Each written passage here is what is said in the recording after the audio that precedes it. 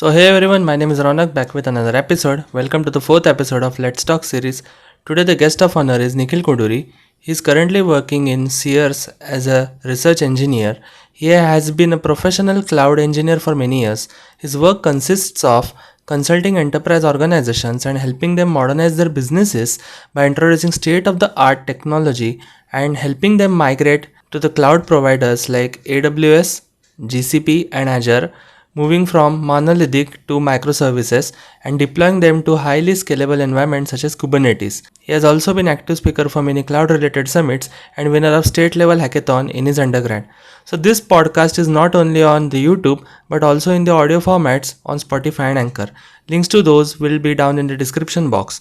There are also timestamps available for the YouTube video in the description box as well. If you like my content, please subscribe to my YouTube channel or follow my podcast on the Spotify. So let us now get started with the podcast. Hope you will enjoy it. Yeah, so hi Nikhil. How is it Hi, with Ronak. you? Not too bad. How's it with you? Yeah, so let us start. So I have a set of questions for you. And the first Sure. question that I usually ask everyone is that where are you working currently and what is your designation? Okay.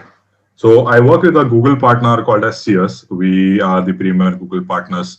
So if you go and search for the premier partners for Google, we come with the big game players like SADA, Accenture, those firms. So we essentially work on those spaces. We are also advanced partners for AWS. So the projects that we do and the kind of interaction that we have is majorly regarding migrations, modernizations to Kubernetes, big data migrations, AI/ML pipelines. There's separate team for it. We have separate sects and separate teams for all these interactions. I essentially work as a senior research engineer. I handle deliveries, acquiring customers, pre-sale interaction, architecting the solutions, everything, hiring my own team. So currently, I'm the regional head for South India, and I handle all the deliveries that have been taking place in Southeast Asia. So whatever and I used to do initially, I used to do a lot of US project. I was assigned with US project, but right now I've been solely dedicated to South India and Southeast Asia. So these are two kind of regions. So anything that happens in these region, any kind of projects that are coming in, I have this whole responsibility of which team has to work on it, how I'm going to interact with the client, what kind of solution they need, construct that solution, architect that solution, and essentially provide like them with the best practices in terms of security, deployment, scaling, and overall architectural needs that they have. I also do consulting projects as well.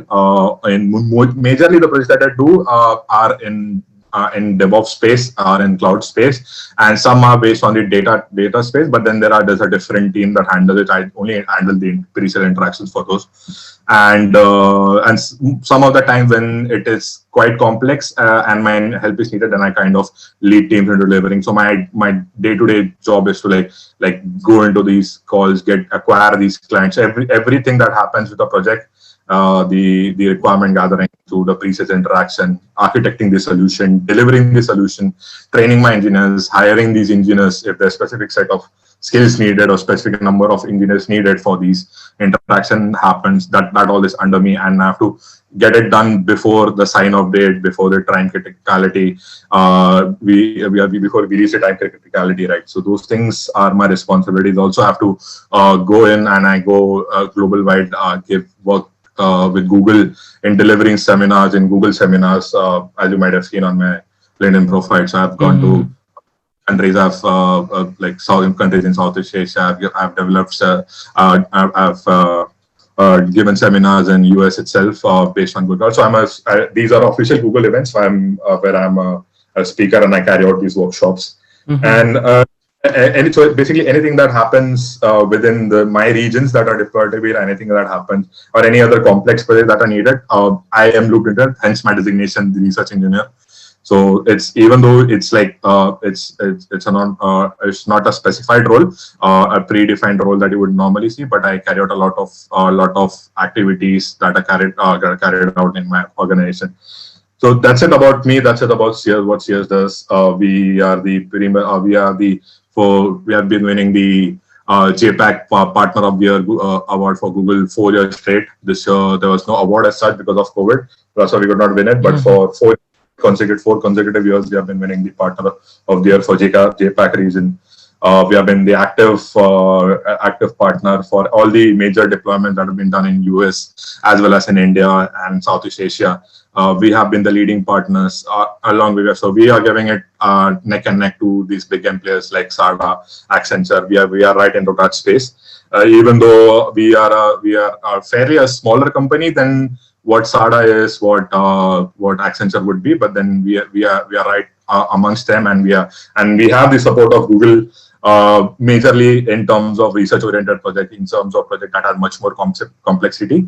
So that's where Sears comes in, and that's where my role comes in, and my there's different set of team that we have that come in and we deliver these projects. So that's all in about what my role is and what Sears is. Mm-hmm. So, can I refer your job as kind of like a consultant?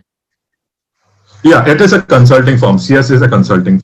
You can say that I'm a consultant, but it's not. So they have various definitions of consultant as well as you go out in the industry.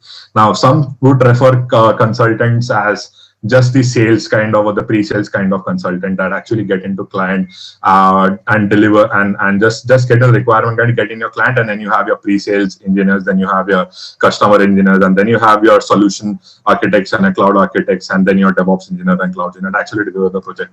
For us in our organization, the consultant is basically the first part of it. Just the sales part and getting the client to us is carried out by the consultant. That those are essentially the sales. We refer to consultant as the sales engineers. But my role is not specifically a consultant. I carry out everything that's the actual tech delivery as well as solution. So basically, the sales, the consultants bring in the client, give him an idea why they should move to Google Cloud, why they should move to AWS. And then they bring them to us, and then we try to understand what the use case is, how we can help them, what are the pain points, and how we can architect a solution around them. So that's what we do, and that's what I do. Yeah, so you are kind of like responsible to create their infrastructure, like maintaining, but through the processes of the cloud, in the form of consulting, like business process. Yeah, you can kind of say that. So there are a lot of facets that come into cloud right now. Cloud is not just deploying application. Cloud is not just where I'm writing my code. Cloud is not just what kind of services I'm using. Now, cloud is everything. Anything that you think of a database, you can think of a function, you can think of serverless. Everything that you have is currently on cloud, and everyone wants to move to, because that's the feasible approach. Because I cannot run a server, I cannot serve an architecture on my on-prem centers and still want things like scaling, still want secure databases, don't want the headache of managing my infrastructure, it's configuring new things. I cannot experiment much when I'm in on-prem. I have to manage it. Yes, cloud provides you with these managed services. Cloud provides you with AI/ML capabilities. It provides you with big data capabilities at a much higher scale. So initially, we are talking about small scale. We're going to terabyte scale, but when you're going to cloud, you're talking about petabyte scales. So that is the amount of scale, that is the amount of auto scaling that we're talking about. So those things are essentially important, and that's where we have been. So any kind of architecture, so whatever the existing architecture would be on-prem, we modernize it, try to fit in open source technologies from things such as Apache, CNCFE. I myself is a major philosopher of CNCF. I love CNCF, and I try to incorporate as many CNCF products into the projects that we deliver, because those are the current best practices. The CNCF is the new Apache, I would say. What Apache was trying to do, CNCF has done it and taken it much further. So these are the kind of technologies, open source technologies. It's not only based to cloud, it's also based to open source technologies that we incorporate. But essentially, the deployment and the infrastructure is provided by cloud. This can be serverless. This can be a managed infrastructure as a service. This can be purely function-based deliveries. It can be anything. But yeah, if to answer a question correctly, we help them to move to cloud, help them to re-architect the solution, modernize the solution, because most of the applications that are running on-prem, right, they're mostly monolithic applications, and nobody can achieve higher amount of scalability, higher amount of durability, performance scaling in terms of monolithic application. And we help them move into microservice architecture by moving them to cloud and segregating their application and helping them achieve this same scenario. Mm-hmm. Yeah, so much of like, and this CNCF you talked about is cloud native platform. Yeah, so CNCF is cloud native. CNCF initially is our set of engineers from different organizations, as you say, like Google, Red Hat, OpenShift. OpenShift is also Red Hat. So all these technologies that you think of, their leaders form the community, and that is CNCF. So if you if you see the CNCF contributors, you have things like Google, you have things like AWS, you have things like Alibaba. So all the major engineers, they contributed to the community and created CNCF. Now, when you develop a solution that is very cloud native, Kubernetes native, you submit it to CNCF. Then CNCF kind of has its incubation period, your graduation period, and then if you are a CNCF graduated project, then it's widely used. People start using it. It's things like Prometheus, Kubernetes itself was a CNCF project. Things like core DNS, so and so. These are graduated CNCF projects that people are widely using, and these are the things that the industry is running on as of yet. So everything that you can think of is essentially in terms of cloud native or K native, I would say, is essentially developed by CNCF. These products initially are developed by someone else. So to give a fair bit of, actually, let's talk about Kubernetes. Now, Kubernetes were developed by Google based on their internal systems. Google were using these systems internally for that, which they still use. They still use the container orchestration method for their infrastructure that they have deployed. That's why they are possible to do things like live migrations, which AWS cannot or Azure cannot, right? So these are the kind of things that made it possible using container-based systems. So that initially it was Borg containers, which is still currently used. Then it transformed into Omega systems, and then finally it gave rise to Kubernetes, and then to CNCF, and CNCF adopted it and they build upon it, and right now it's a CNCF graduated project. So that's how the community works, and so we try to incorporate a lot of these community tools, community resources, because these have been working, give you a solution that lets you have more scalable approach, deploy things like Kubernetes, have more serverless approach, because that's what we need. Nobody actually wants to deploy on VMs anymore. They want to move towards serverless. They want to move towards more managed infrastructure, more scalable infrastructure. Yeah, now speaking of the cloud itself, so as an engineering student, so many of the engineers in their final year, everyone usually plans to become a developer. So what was the motivation that you found to get into the cloud development or like cloud architect, cloud area? Sure. So initially, yeah, I also started as a developer itself. I was really fond of Python. I started with Java itself, but I was really fond of Python when I found it, because how easy it was and how much I could place things, I could think things, and it could actually work in Python.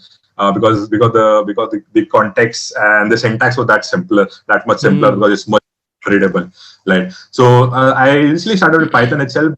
I started to research more about cloud. I got to know about cloud, and it was quite interesting. And I wanted to know about it. I started to learn about it. I also did an internship in Hyderabad, which was with a cloud company itself, and that got me more intrigued. So there, I did not have any kind of training, and so I was just deployed, and I had to create a billing solution for because that time the billing that AWS had was not that great. You could not bill or based on the services, but not on the number of, like, if we cannot have user-wise billing, IAM-wise billing, to be precise, at that time. So I developed that solution for them, and that was a purely development-based development project that I did for that startup. But then it essentially gave rise to my curiosity and my indulgence into cloud services, and I got to know about, oh, these are the cloud services that are there. Okay, I can do these many things. So cloud, and that time I understood, okay, cloud is not just one thing. Cloud is a lot of things. Whatever we do on a daily basis, it is cloud. You call it development, you call it databases, administration, you got big data migrations, you got AI, ML technologies, everything that you want is there on cloud. As far as we go, we also have things like VR, if you go for Amazon Sumerian and so, right? Things like VR itself are also moving to cloud. Things like satellites can be launched and managed by AWS, right? So these things were possible with cloud, and I was very much intrigued with that. So that was my motivation to move to cloud. And then once I got back, and that was a really great time for me as well, because when I got back, the amount of lectures that we had, the amount of professors, and our amount of subjects that we had, we were also starting to have. We had some cloud-based technologies as well, microservices technologies as well. So that also got me much more intrigued into it, and then we got into hackathons and so on. That's where we used a lot of cloud. So that's what got me intrigued into it, and that's where I decided that this is something that I'm good at. There's something. Well, this is something where I'll get to know about a lot of things. So as of now, as for my daily job, I need to learn every day. I need to know about all the upcoming technologies that are there.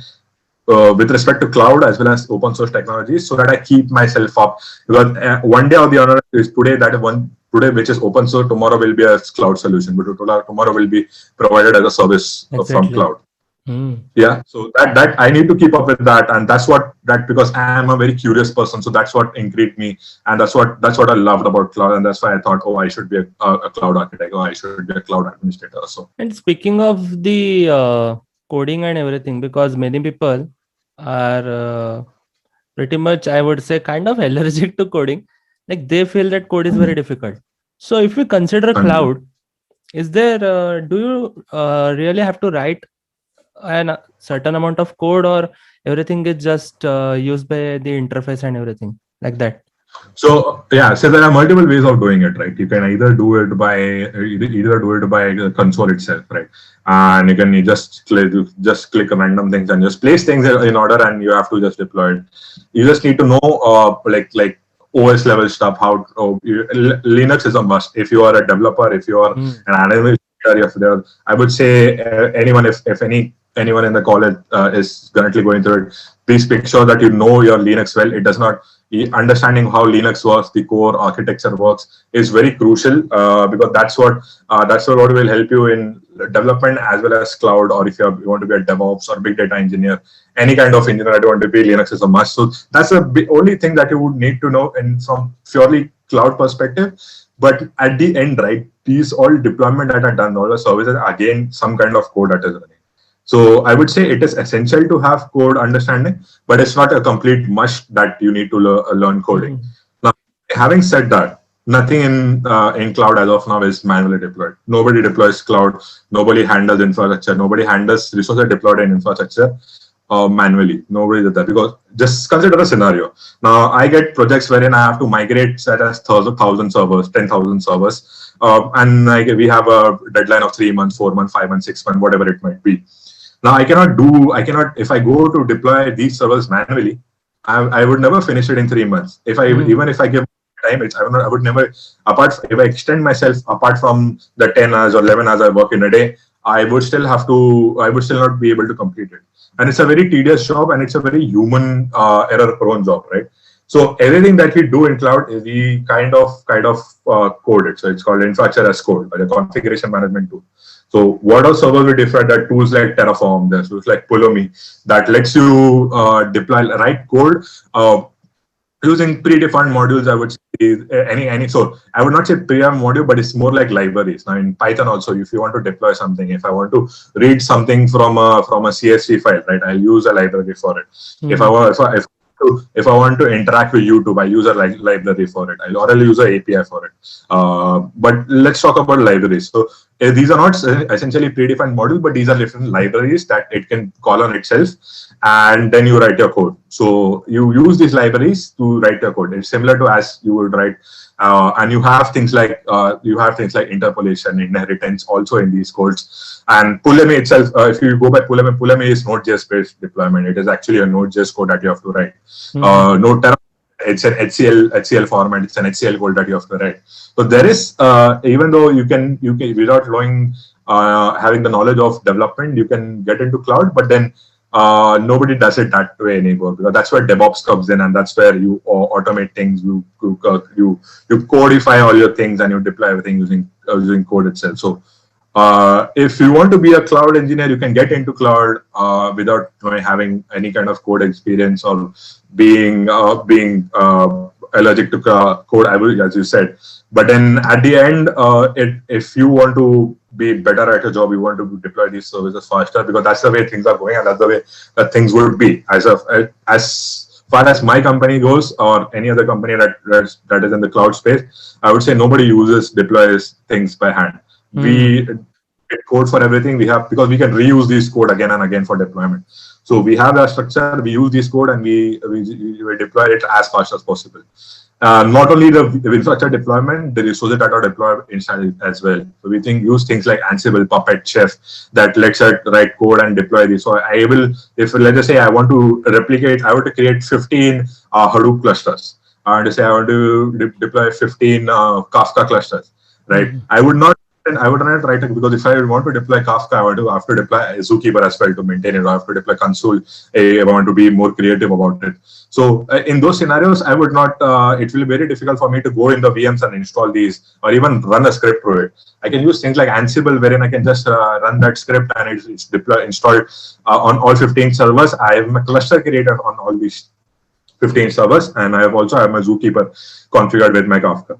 Right? It's as such. So I would not go for deploying VM manually. So at the end, at some point, if you want to be good at your job, you need to know how to learn these code. These code are not essentially that difficult to learn, that tedious as your traditional coding language would be. But then again, it's still coding, and if you're not good at it, then you will struggle with it in the beginning. Yeah. So you spoke about all of this Kafka and Zookeeper. So considering the fact that even if you don't know the intricate details about those, but you need to know about everything. Like you need to know about Hadoop, you need to know about AI/ML. Like even though it is theoretical, you need to know everything about.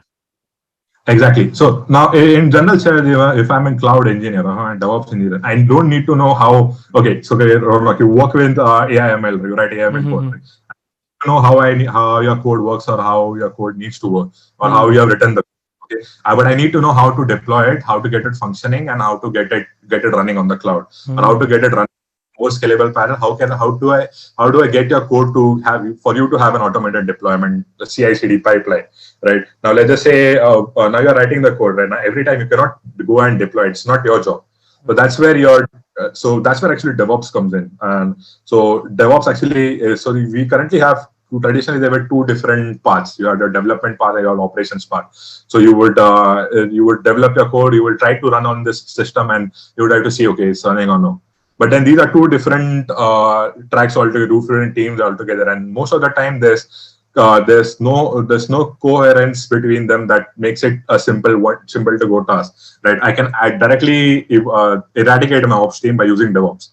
What DevOps is basically, I am merging those things. My developer will just write the code and push it, and it's deployed on any VM, any kind of architecture, whether it be serverless, Kubernetes, VM, it's just deployed. That's CI/CD. That's what DevOps. That's a part of DevOps. So that's what needs to be done. So I don't need to know how the code works. I don't need to know about the nitty-gritties of things are deployed, but I need to know how I can deploy them, how I can get them working together. Now, there are two facets into it. If you want to be a cloud engineer, you need to know how to deploy things, and that's my job. That's about it, right? But if I want to be a cloud architect, because now I go towards client and they give me a use case, I need to know how Kafka works and would Kafka fit in the use case. Right? There are a lot more solutions now. As I mentioned, right? If there's Kafka, there's Zookeeper. For Kafka, I can use Zookeeper. I can use Consul. There are a lot of things like that I can substitute. But what does fit their use case? Now, there are databases. There's Postgre. There's MySQL. Right? There's OpenNoSQL databases. What would fit their use case? I need to understand, and for that, I need to know the nitty-gritty, because I can tell and that, okay, you have the scenario, but do you need this as well? Because if you need this as well, then we have to go with a NoSQL solution. If you do not need X, then I need to go with traditional MySQL or Microsoft SQL, right? So I need to know the integrities, because I need to know what is possible and what is not possible in cloud. That's where that's how cloud architect is, because it's architecting. A cloud engineer with the knowledge that he has cannot deploy, cannot be a cloud architect, or cannot architect a solution, because he would just know, okay, this is a database. Now he would not know what is the possibilities and what is the drawbacks of these database. Like what can it do and what can it not do. That's something architect would know, because he has gone into it and he has worked with it and he knows how to work around with it. So essentially, when you get into cloud, you directly don't become an architect. You become an engineer first. You go up the scale and then you become an architect first. So that's how fairly it works. So you need to know a lot about this technology, but I would not need to know. Okay, if I change this flag, then this would happen. If I enable the binary log, then only my replication would happen. My MySQL I don't need to know that. I just need to know, okay, this is SQL. It has binary replication. Is this possible through it? But I don't need to know how that replication actually works. Yeah, so your job is pretty much like how you can make my model reach the million people without Yeah. raising what we say deadlocks and everything. It should be efficient. Yeah. So okay. You wrote the code. I would find a way for you to automatically deploy it. You'll just maybe it will be deployed on VM, Kubernetes, where it might be. Then I have to see how. Okay, for your training data, right? You need a larger amount of space. You need a larger amount of compute. How can I provision that with the minimal cost? That also have to consider, because if your code, if the number of this infrastructure increase, the number of GPU cores are increased, that's how how better or faster your data will train, right? But I need to know how can I do the same? Like, let's just say I need 1,000 servers for it, I need 1,000 nodes for it, but I need to know in the cost efficient solution, because these training data, if I'm not going to train your data again and again. This is a one time thing. Once data I have the inference for it. So what I would do is I would find a solution that is cost efficient. I'll go by something called as Spot nodes in AWS. I'll go by something called as PVMs in Google Cloud. So these are like faster solutions. Like these, that the lifetime of these VMs are like one day or so. They won't pass one day, but they are like 80% cost effective, 80% cheaper. But they can die anytime, right? But for me to run a small that should not be a problem. That should be because I would finish my training of my data before that, right? So that these kind of solution also have to consider. And then so this comes with scaling, performance, as well as, because for performance I need to attach GPU. I need to know that if I'm running a code, this code needs GPU. This cannot only work in a base simple CPU inference. It would not work. I need GPU attached. Needs that capability for your AI ML code to run, right? So those kind of things I need to know, and I need to architect a solution in this. And also this, now the data that we are processing, this may be confidential data. So how do I secure it? How do I make it accessible only to you, accessible only to the right amount of users? So in terms of, there should not be any attacks on network security as well, because even though it is running on cloud, right? It's not like cloud is saying, okay, you do anything, but it's my responsibility regarding the network security. I have to take certain measures. I have to carry out precautions for it to be more secure. Those kind of security measures as well I have to take. That's what we have to do as well. Yeah. So the one thing that I would like to say is that you have to learn something of everything. That is. Yeah. So it's not necessary to learn everything as such, but the main idea is to keep on learning. Okay. Now we are in a field like every day there's something new that is coming up. Today now it's Kubernetes is the biggest thing. Tomorrow there will be something that is going to come in. Maybe Docker will not be used anymore. Maybe Rocket containers will be the next big thing, right? So you have to foresee this. You have to just keep on learning with the newer technologies. Keep on experimenting. Be one with the community. This is really important. Look what community is doing. So these community these are open source community. Interact with them. Contribute your code. Get one with the community. Go into conferences. There are different kind of meet that is happening for everything.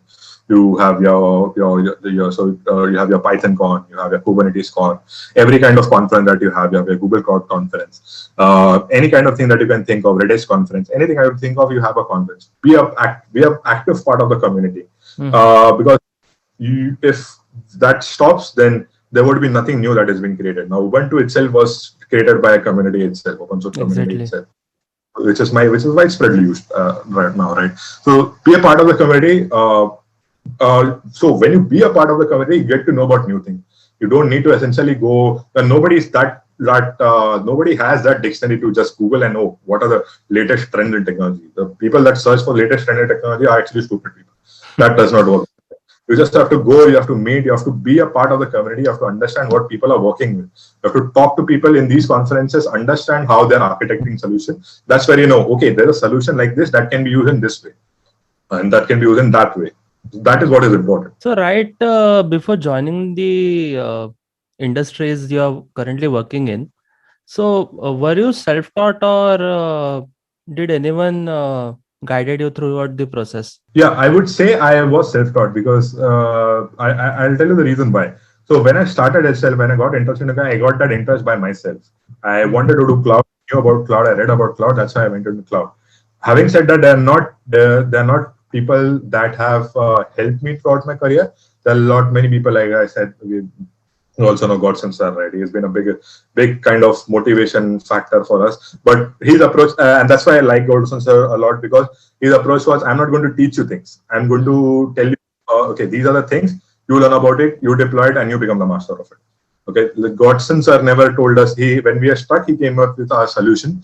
He was kind of like a mentor for us, like an exact definition for a mentor. If you're stuck, he'll help you, he'll guide you. But he was not a motivation for me to get into cloud. He helped me along. He introduced me to new things, and that's where and I owe a big chunk of my career to him as well. But he's not the only one. There are also a lot of people that have contributed to it in terms of. But as I like to think of it, it's I am self-taught. I at the end I did my learning. I was interested into. I had the thirst enough to go to him because I was the one that called Godson. Okay, I'm doing this. I need to learn this.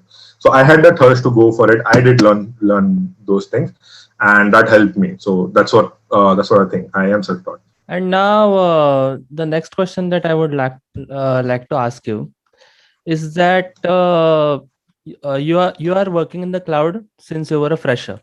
So what it takes really to become a cloud architect? So let's say cloud engineer in the beginning, before becoming the cloud architect. So what it takes to become a cloud engineer as a fresher? So if someone is preparing to aim to become a cloud engineer like you, what are they supposed to do?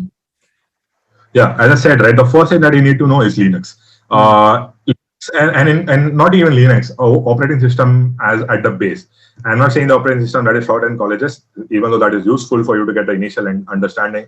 But how an operating system works, what is the kernel, how does the kernel interact with your command line, what are the different run levels. You need to know about how an operating system works. You need to know about how applications work, how, like, what is the different kind of architecture, what is the monolithic architecture, what is the microservice architecture. These things, basic knowledge, because I interview freshers as well as I interview people that have like 7 to 8 years of experience, right? And what I see with them is they don't have core understanding of how OS works or how microservice architecture, how microservice framework works, because that is what you're doing. They don't know the basic difference between the monolithic architecture and then the microservice architecture, and why they would know, okay, microservice architecture, everything is decoupled. This is the only thing that they would know, but they would not know why we have to go by microservice architecture, what benefit it is giving, why some people are still reluctant to move from monolithic architecture, why monolithic architecture in some ways is better than microservice architecture. So those basic, they don't. You need to understand these things, and then comes your, okay, now if I learn about 3 different technology, if I learn about EC2, if I learn about what an S3 is, right, that does not help me become a cloud architect in further scenario. What's going to help me become a cloud architect later on is my core understanding. If I just need, okay, I just learned that, okay, this is EC2, this is how you create an EC2, then S3, this is how you create S3, this is how you upload file in S3. And then I would become a SysOps engineer. The work of a SysOps is just to manage these servers that are already created by server. The work of an SysOps engineer is quite mundane, wherein you just have to deploy, you look into the servers. If something goes wrong, you have to fix it, which is a good thing to do if you like troubleshooting and so. But then you're not actually architecting solution because you do not have the proper set of knowledge how these core applications work. What is the difference between a layer 3 and a layer 7 load balancer? Because these are the concepts cloud. And when I ask these questions in an interview, they don't have the answers for it because they don't have understanding of it. In my interviews that I take, I never ask questions. Okay, what is this service or what is that service? How this service is.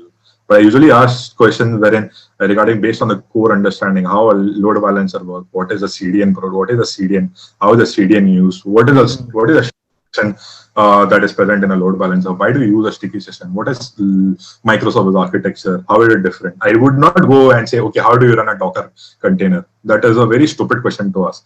And if you are asking this side of question, you're just hiring two SOPs engineer. You would never hire a cloud architect. You would never hire a DevOps engineer. You would always hire a engineer. So that is the difference between a cloud engineer, a cloud architect. And these are the basics are the only thing. If you are good with basics, then move ahead, go out and read out the services, because then you can relate better. If you know the core understanding better, how load balancers work, how VM work, how virtualization work, then it would be easier for you to relate things. Okay, EC2 is working in this way, load balancer is working this way. You can place things and you can map things together. That's what's really important if you want to be in cloud engineering. I can relate to this. So I got your point, what you're trying to convey. So if someone I'm interviewing, so I should be asking more like how neural networks work and not TensorFlow or PyTorch. Exactly. So it is exactly. Like if someone comes up with an idea that he has worked on GCP, it doesn't mean that necessarily he knows the background processes that are happening. Yeah, core conceptualization is important. Yeah, I'll tell you why. Because these names of the services, what they can do is really easy to understand. You can learn about it. Now, Xerox, it's like if you take Docker. Okay, Docker is not the concept that is being. It's not a concept. It's a product. It's a company that is running containers. That is selling containers. Xerox, like how Xerox became popular, right? Xerox is just a brand. It's photocopy, right? So it's similar to that. If I know the name, okay, I know then I'm a sales guy. I'm not a technical guy.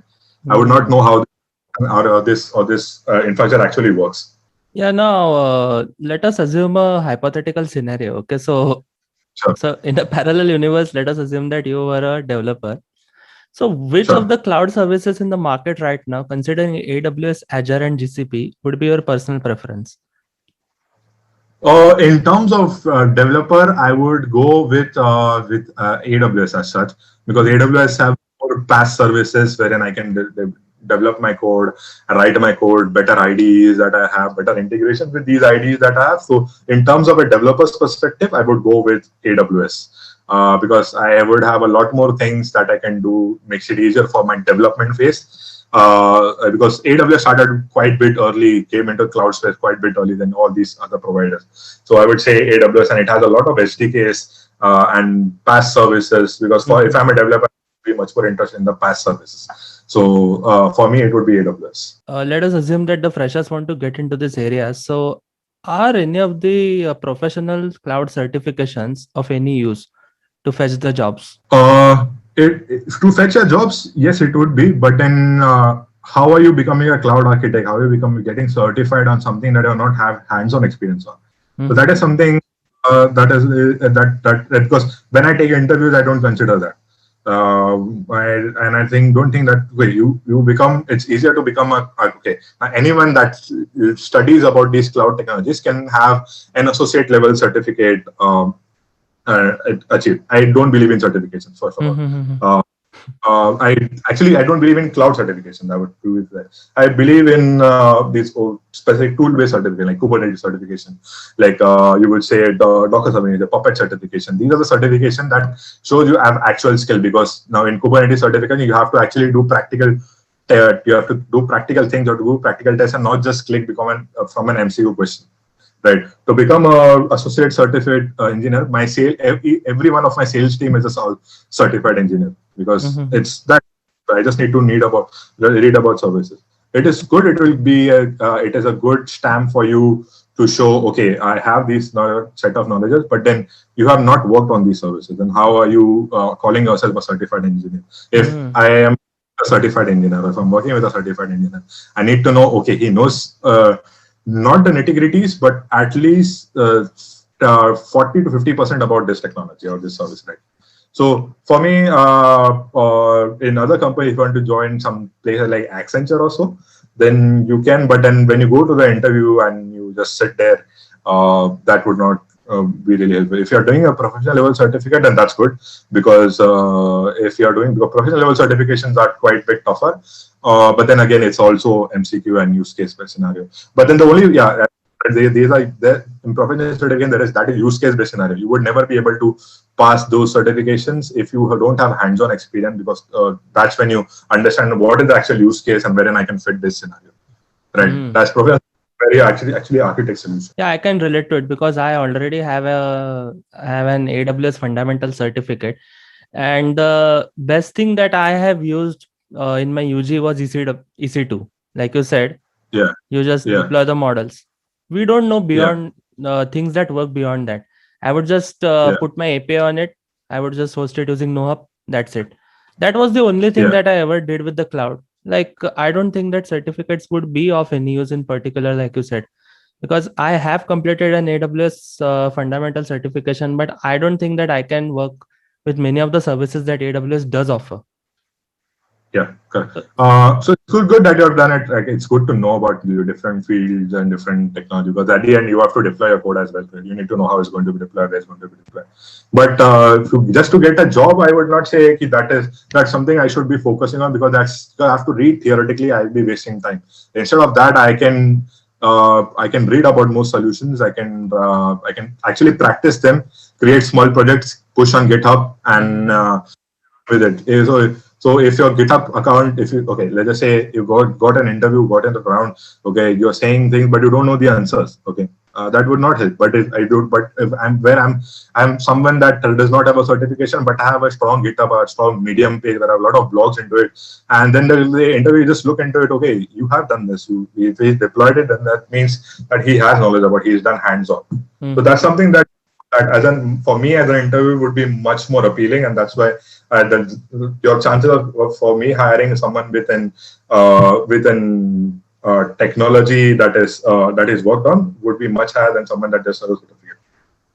Yeah, this is good for introverts, I would like to say, because they lack in the sense of speaking, and they might be actually very good technically, but yes, the fear actually runs down the spine, and finally they don't speak up. And I have seen many cases like that. Yeah, so now let us take you a little bit back towards your UG. Okay, so in your undergrad, you have been actively a part of hackathon. So I would like to flaunt this, that were you using any of these specific cloud technologies or anything related to cloud in the hackathons? So tell us about any of the projects that where you have used cloud. So surely we use that. We use cloud in every project that we delivered. So everything that we done for hackathon, whether it be my team or my supporting, because we had a big group that were working under Godson sir, and we had a big group, and all of us were using the cloud, using cloud and much case, everything that we deployed. So we had done major project. All the chatbots that we had deployed were deployed on cloud. That time we used Azure, because we're using Microsoft bot framework, and then the cognitive services that are present by Azure. Then for my project, the first hackathon that we won for the smart ticketing system, smart railway system, and public transport linkage system, we used AWS as a whole. We deployed our D3 job graphs and also on AWS, on EC2 machines and all. So, and use Lambda and API gateway on a large scale. So every project that we did essentially was deployed on cloud. The project we did in Rajasthan for better smart tourism system as well, even though it was an Android application, but then all the APIs that it was using were deployed on cloud, or were cloud so provided APIs from Google Cloud itself. So we used Google Cloud, we used AWS, we used Azure, we used all three of those. In the beginning, you talked about DevOps. Okay, so would you like to give a small explanation of what really DevOps is according to your point of view? Sure. So DevOps is nothing but, as I said, right, you have your different sects that are going around. You have your development field, you have your operation field. Now, what is happening right now is we are putting a lot more man force, a lot more human intervention in deploying of this code, in management of this code, deploying of this server. The basic idea is to merge your development and ops and put them into a single team that lets you automate everything that you're doing manually. So anything that you can think of that you're doing on a daily basis can be automated using scripts, tools, CI/CD pipelines. So that's where DevOps comes in. So DevOps is not only automation in some sense of deployment or in sense of CI/CD pipeline. There was a very common notion is that DevOps means CI/CD automation of your code deployment, automatic deployment of your code. That's not it. That's also infrastructure as code. There's also better observability in terms of monitoring, logging. All these things come under DevOps. So when working with DevOps, I need to I'm essentially working how I can automate all these things in a better fashion in terms of observability, which includes my telemetry, monitoring, logging, then CI/CD pipelines, automation in code, deployment of infrastructure using code. Anything that I can feel that I can code is certainly DevOps. You can chime it under DevOps. Anything that that makes your pipeline or your workforce easier is DevOps. Deploying to Kubernetes, including CNCF tools, right, and integrating with them, writing any scripts that makes it easier for these interaction. These are DevOps. So essentially, it's eradicating your ops and putting your dev and consolidating your development and your operations team. So you have to worry about your code. When you're working with DevOps, you just have to worry about your code and how my code is functioning. To worry about where my code is going to deploy, how it is going to deploy, how I'm going to deploy it. You have various methods and various engineers that make it possible. Now, Netflix itself is running on less than 10 DevOps engineers.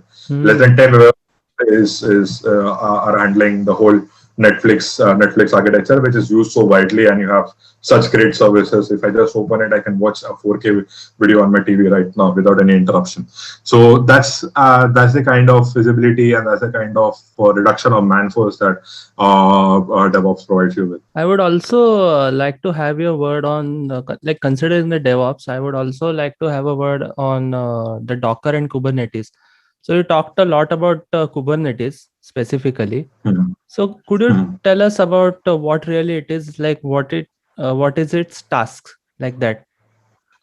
So Kubernetes is being like the technological marvel that it is. It is something that everyone is trying to move in. So initially, as I said, right, you deploy a container, but container only what container does is it gives you a smaller footprint to your application deployment. So I only load in the binaries and the libraries that are needed for my application. Okay, let to run a basic Python library. Okay, I don't need the Ubuntu libraries. I don't need any OS level libraries. I don't need any other libraries.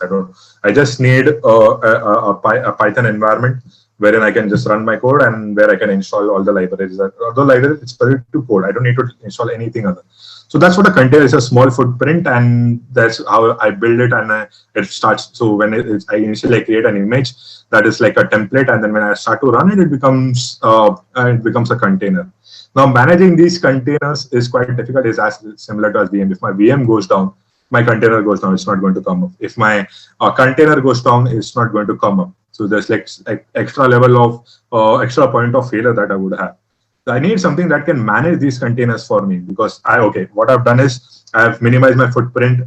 In one server, I can run where initially I could run only one application. I can run like same 5 replicas of this application in that same server. So I have a smaller footprint. The amount of attacks or threat that my application had is much more reduced because my footprint is much smaller. There's not more extra libraries that someone can exploit. So I've gotten into it. Right now, I would want something that can orchestrate it, that can manage it better. I can have I can, if it goes, it's going to come up. That's where Kubernetes comes in. Kubernetes is a cloud within a cloud. That's how it.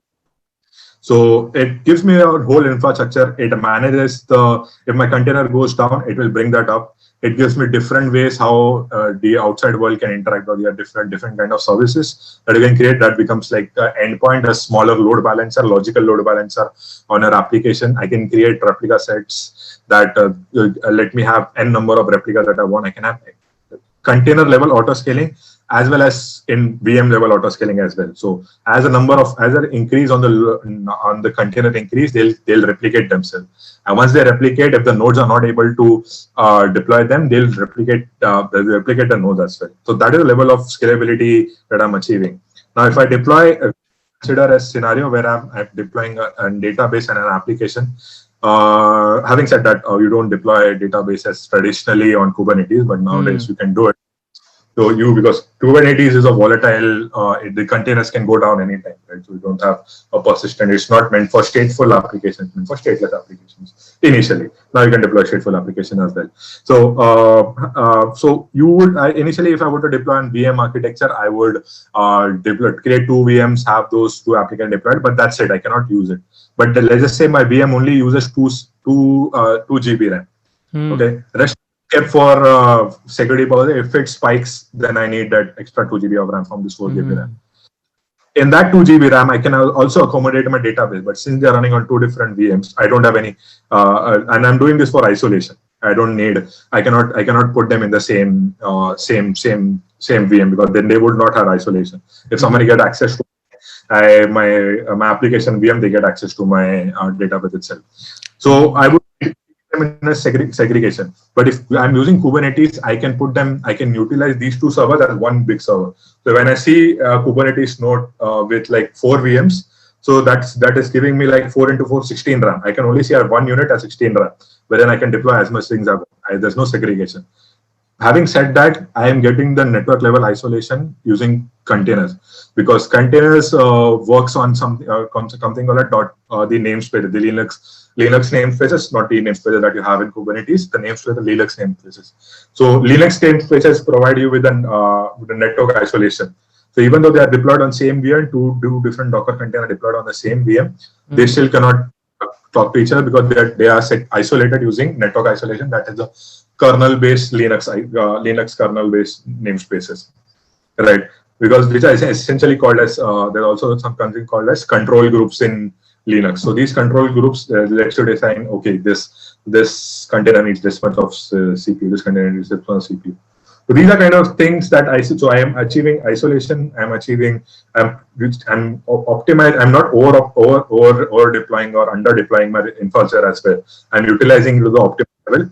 Also have maximum level of scaling and have maximum level of security, because again, inside Kubernetes there is a security, and my CI/CD becomes easier. My methods of deployment becomes easier. So there are a lot more features and a lot more things that we can that Kubernetes provide.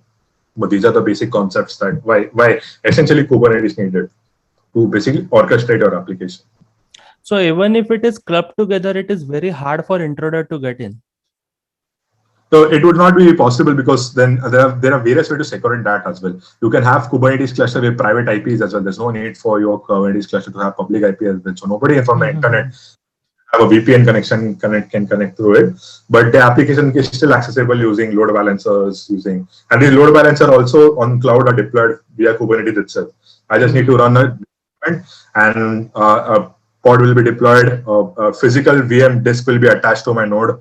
A load balancer is created. I just have to deploy one small piece of code, and that contains the details about a YAML file, basically, that contains the details about the deployment.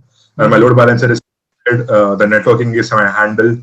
This is all happening on the cloud level, because in Kubernetes there's something called as cloud controller that runs in the master node that calls the API and does these things for me.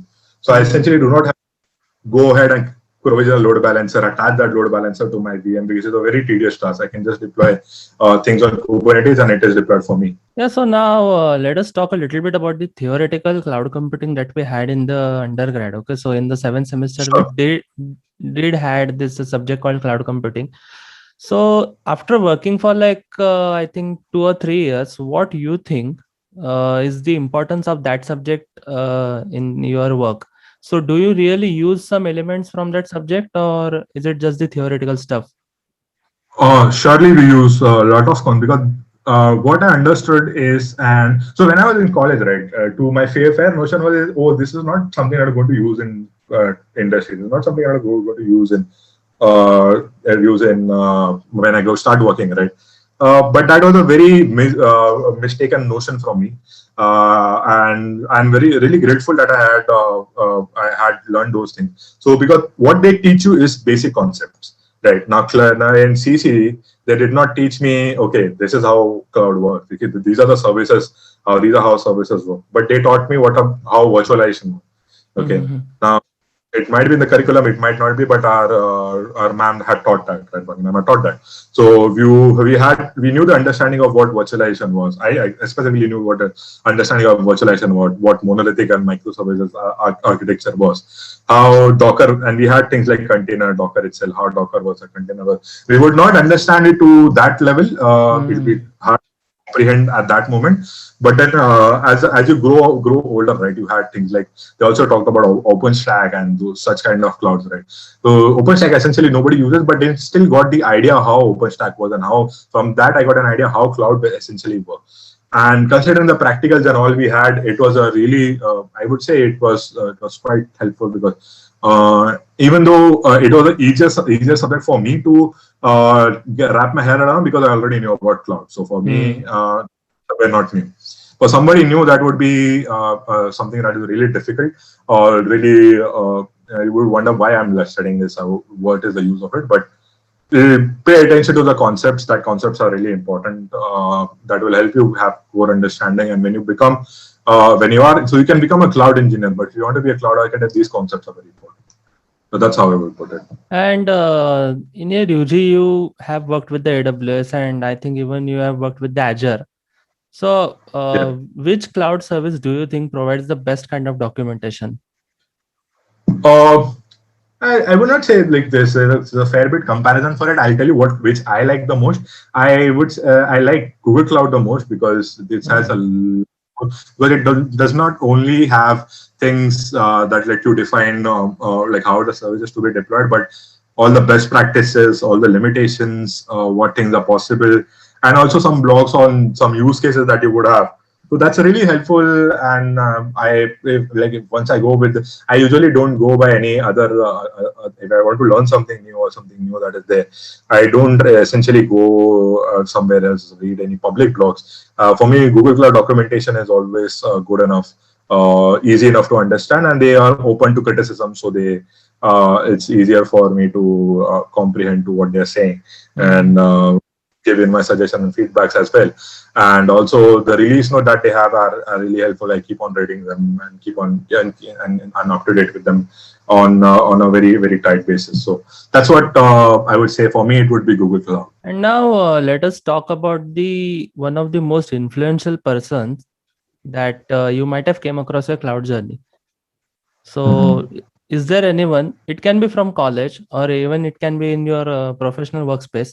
So, who do you think has been the greatest aid to your cloud journey? Oh, it would be my manager as of yet. His name is Shekhar Mandapati Reddy.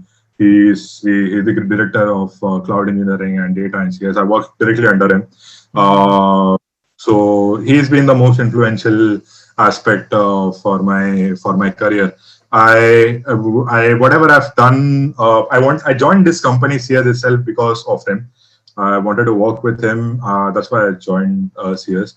And the amount of learning and the opportunities I get, for me to be at this level, managing, being a regional head for 2 different regions, working with Google Cloud and and giving webinars across and speaking on tech events all over the globe, is something which is very peculiar for the amount of age and amount of experience that I have. But he was the one that has identified my skill set, identified the capabilities that I had, identified my potential, and placed his bid on it. And I've proven to be successful. I'm proven to get in the right amount of outputs. So for me, he would be the most influential being in my life in terms of my career. And as long as he is there in CS, I would be there in CS. And as long as he moves, I probably would move there. So because he is a technology generalist, he's been in this space. He has a similar personality to mine, because he's quite curious. I enjoy working with him because we can interact on research-based interactions. We keep on sharing things which are new into technologies. Keep on discussing about architecture solutions, and that is something that is very personal to me. So I have a very personal relationship in terms of learning and the technology, and he's the one that motivates me every day to open my laptop and learn something new. It's not traditional thing that you would face a lot of you'll see a lot of people that like Gauchin sir also was a good influence on me, but then the amount of experience and amount of motivation and the amount of thirst that has tripled or multiplied, right? Just because of Shekhar is remarkable, and that's so. If anything, I would say where I am right now, it's mostly his contribution in his faith and belief in me, and then my hard work. That's nice. Yeah. So now I would like to ask you the last question.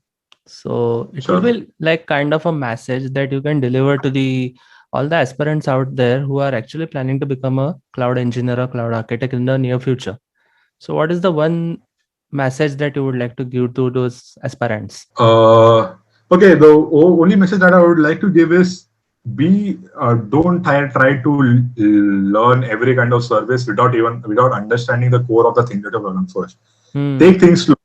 I'm sure it takes time. I know it's a very competitive field out there, and you have to be you feel like you should learn everything, but identify what is currently there in the market, identify what things from that I should learn, and take it step by step. Understand the core. It is very important. If you don't know the core, you don't have the core understanding, nothing in the IT industry is going to help you. Learn be one with the basic, and try to understand the core understanding. Everything will fall in place. These services that you're referring to, so two ways. I can start my journey by just learning the services, but I would not know how the services work. So for me to work further, I'll be still stuck on those services that I've learned. Okay, because I did not understanding everything. But if I understand the core basics of it, if I pay attention to the concepts of it, what is microservices, what is containers. So for me to learn Kubernetes, I need to learn containers first. I need to understand how containers work. I need to know what. I interviewed so many people, but still none of them have answered this question to me, like how containers provide network level isolation. I mentioned that in this podcast itself, that it's done via Linux level namespaces, and nobody has has grasped. Okay, I should go and learn how this works. So you have to understand, you have to learn how things work.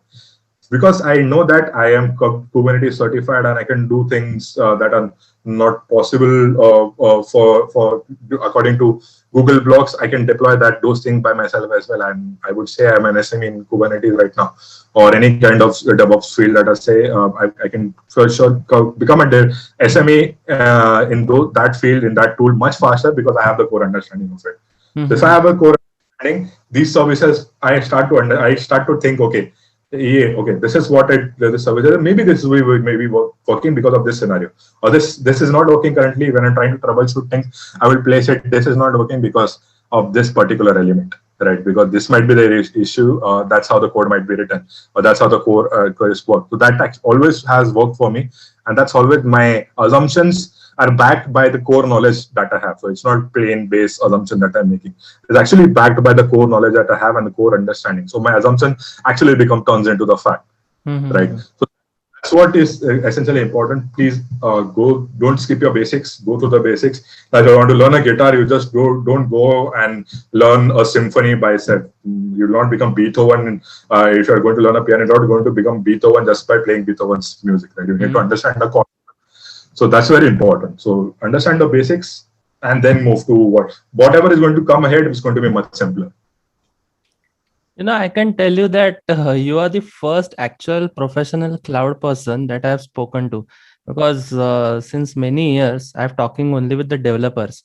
So I never had that point of view considering the cloud development. And what I would like to say in the fashion is like, I was thinking that I knew a lot of cloud just because I was able to use EC2 and Lambda and all those things that are already available. But right now came to know that there are a lot of things that you can explore, and whatever I have learned in the theory, you're actually Mhm. performing it in the industry. So you're talking about the load Exactly. balancing, you're also talking about the containers, and Kubernetes. I had no idea, I had like zero idea about it. So this definitely was a thoughtful session, because you are like literally the first cloud person that I've spoken to, the professional cloud person, okay, I would like to say, because there were many Yeah. people in the college or in the hackathons that were using cloud. So we just would host our APIs and use the rest in the client side. That Mhm. was the thing we did. But I never had a chance to talk with a professional cloud person. So this was an extremely great conversation. Thanks for joining us. Thank you for having me on this podcast. It's really fun. I like sharing. So that's why I give seminars and I give go. Hmm. I that a lot of this right a lot of speaks that talks that I have in Google as well as from CSS side as well, because I like to educate people about not only cloud but all a lot of technologies. How I like to explain how it works internally, as I said right about the containers, and so I've Hmm. done a lot. So if you attend any of my sessions as well, I try to speak about how internally it works more over how it would work, how this what functionality it would have. So Hmm. that's something I really enjoy and really like sharing knowledge, gaining knowledge, because that's something that I really enjoy. And thank you again for having me this podcast. I had Yeah, really sure, fun. sure, man. And I think people should, like, if they're developers kind of become adamant towards their area, and they don't you know try to foresee what the other people are doing. So they usually would say that cloud is easy, okay, so this is easy and that is easy, but they don't really take any effort to learn all this stuff, because there is a lot more you can explore, like you have said. And today I came to know that this is definitely a vast area, because you have been working in this area for like how many years? 2 or 3? 2 to 3 years, 3 years, basically. close to 3 years now. Hmm. Yeah, that is a long duration. And still, right now, you said that you had a motivation every single day to learn something new. So there is a lot of things. Yeah, that Yeah, was so good. it's never going to stop. I would not say that I'm a SME in cloud, because there are a lot of services. There are close to 200 services, 200 plus services in AWS, Oh. and there are 200 close to 200 services in Google Cloud. So I need to and even though they have like similar concept, but then the functionality, what is possible and what is not possible, Hmm. is from these things, right? So I have to keep an also there are a lot more open source technologies that are coming in. And this is a very interesting thing that you just said, right? Regarding the like not having like developers thinking that cloud is really simple. Hmm. So Exactly. we had I'll give a real time example of this. We had been to an hackathon Hmm. where we deployed everything. There was an attendance system, and we deployed everything using cloud itself. And everything that we did. That was a really great product that we have developed. We actually developed a product for them that people cannot develop. We will charge like lakhs and lakhs of rupees for, which had actual visualization and so. But the guy that was judging that contest was from TCS, and maybe he was from technical background. He did not understand a thing out of it. He was Hmm. thinking that I showed him a graph which was actually coming from a data. I showed him the data. He's thinking that this data is coming from cloud itself. This is an auto-generated thing from cloud. He's asking me, show me a code. And I showed him my code. He was indulging in the fact that your code is in Notepad plus plus. And this is not a valid argument to have. But then that's where like I would say the ignorance comes from. Right? Like Exactly. it's not. I would now if I say AIML, right, like I would not say, okay, I don't AIML is so easy, I just have to train data, I just have to give my data, I'll write, it will train by itself, computer is smart Hmm. enough to do it. It doesn't work that way. You need to Exactly. know the lot. You have learned so many mathematics. You need to have for mathematics. You need to know about neural network. You need to know about all the development patterns that you have. Then you would be calling yourself an AI, and achieving that success ratio with your code is not easy enough. You don't think you just deploy a code and my code has the correctness of 97%, 95%. You can never do Exactly. that. True, true. You have to keep on doing it, train more, those things. So that's where it's come from. Hmm. Yeah, so it was, again, I would like to thank you for, allotting your time for us today. And Sure. for our viewers and our audience, basically, I'll be putting the Nikhil's LinkedIn profile in the description box. There will be also timestamps related. So if you are using on the YouTube, you can just move on to the timestamps.